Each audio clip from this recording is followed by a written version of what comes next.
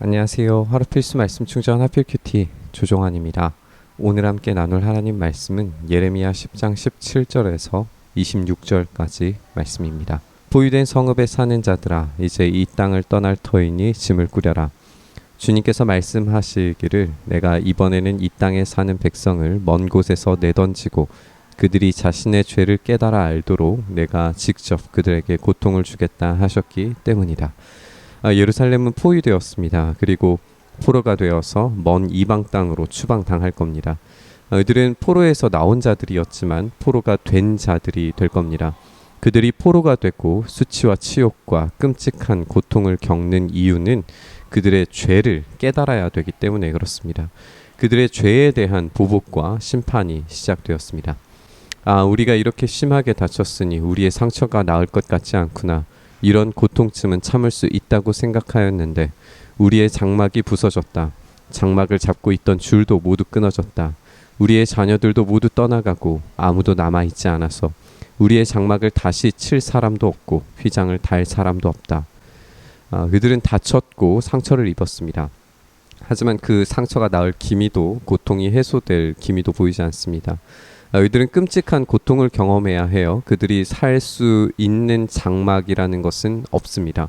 그리고 그것과 더불어서 미래도 사라집니다. 그러니까 이 미래의 자녀들과 그리고 그 세대가 완전히 사라지는 것을 경험하는 거죠. 장막이 지금 현재의 상황이 파괴되는 것을 보여주는 것이라면 이 아이들이 죽어나가는 것은 미래가 사라지는 것으로 우리가 읽을 수 있을 겁니다. 이렇게 모든 것이 다 사라지는 끔찍한 고통을 그들이 겪게 되는 겁니다. 백성의 목자들이 미련하여 주님께서 인도해 주시기를 간구하지 않더니 일이 이렇듯 뒤틀려서 우리 백성이 모두 흩어지게 되었구나. 이 목자는 지도자들을 말할 수도 있지만 왕이라고 볼 수도 있습니다. 사무엘상을 통해서 살펴보는 것은 이 다윗이 뛰어난 목자로 표현되고 있고 사울은 실패한 목자로 표현된다는 거예요. 이 두 가지를 봤을 때 이스라엘이 하나님의 명령을 받은 좋은 목자, 그 선한 목자, 그리고 실력 있는 목자가 되어야 된다라는 거였어요. 그런데 지금 이 목자들이 실패하는 겁니다. 이 백성의 목자들은 역대의 왕들의 실패를 그렇게 말하는 거라고 우리가 생각을 해보면 참된 이스라엘의 왕이시자 주인이신 분의 것을 이 엉뚱한 신들에게 갖춰다 바친 이 배신과 욕망에 대한 책임을 이 목자들과 백성들이 동시에 져야 되는 겁니다. 그리고 그것이 이 포로가 되는 형벌로 돌아오고 있다는 것을 우리가 살펴보게 되는 거죠. 들려오는 저 소식 보아라 이미 이르렀다. 북녘 땅에서 올라오는 요원한 소리다. 유다의 성읍들을 무너뜨려서 여우떼의 소굴로 만들어 놓으려고 진군해 오는 소리다. 우리가 이전 부문에서 살펴온 것처럼 이 북녘 땅이라고 하는 것은 바빌론을 말하는 것이고 그들의 정복이 코앞에 다가왔다라고 하는 것을 보여주는 겁니다. 유다의 성읍들이 무너지고 이 여우떼의 소굴이 되는 것은 그 안에 탐욕스럽고 간사한 존재들이 이 서로가 서로를 갈취하는 것만 남게 되리라라고 하는 이 끔찍한 미래상을 그리는 겁니다. 이렇게 여우떼의 소굴이 되어버린 예루살렘의 이 비참한 현실을 예레미야는 슬퍼하고 있습니다. 주님 사람이 자기 운명의 주인이 아니라는 것을 제가 이제 깨달았습니다. 아무도 자기 생명을 조종하지 못한다는 것도 제가 이제 알았습니다. 주님, 형벌로 주님의 백성을 채찍질하여 주시되 주님의 진노대로 하지 마시고 너그럽게 다스려 주십시오. 우리가 죽을까 두렵습니다. 예레미야는 정말 간절히 기도합니다. 이스라엘은 자기 운명을 개척할 능력이 전혀 없습니다. 그들은 헛된 우상을 만들어내는 일만 할 줄 알지 정말 이 문제들을 해결할 능력이 조금도 없습니다. 그들은 생명의 주관자이신 하나님 앞에 복종해야 했음에도 불구하고 그럴 생각이 전혀 없어 보입니다. 그들의 미련함의 결론이 형벌이고 채찍인 거죠. 하지만 예레미야의 기도를 우리가 잘 살펴보면 이런 형벌과 채찍을 맞는 일이 당연하고 그것이 확정되었음에도 불구하고 진노 중에라도 긍휼을 베풀어 주시기를 간절히 구하고 있습니다. 하나님의 성품을 참되게 알고 인식하는 자들은 하나님이 어떤 분이신지 잘 압니다. 그렇기 때문에 심판이 코앞에 닥쳤고 이미 확정된 심판이라는 것을 알고 있으면서도 불구하고 이 파괴와 절멸이 곧 임할 것임을 알면서도 긍휼을 구합니다. 이것은 정말 대담하고 용기 있는 기도라고 부를 수 있습니다. 주님의 진노는 주님을 알지 못하는 이방 백성에게 쏟으십시오. 주님의 이름을 부르지 않는 사람들에게 쏟으십시오. 그들이 야곱 자손을 삼켜버렸습니다. 삼켜서 아주 없애고 그 거처까지도 황무지로 만들었기 때문입니다. 이 주님의 진노가 주님을 알지 못하는 이방 백성에게 쏟아지기를 간구하고 있습니다.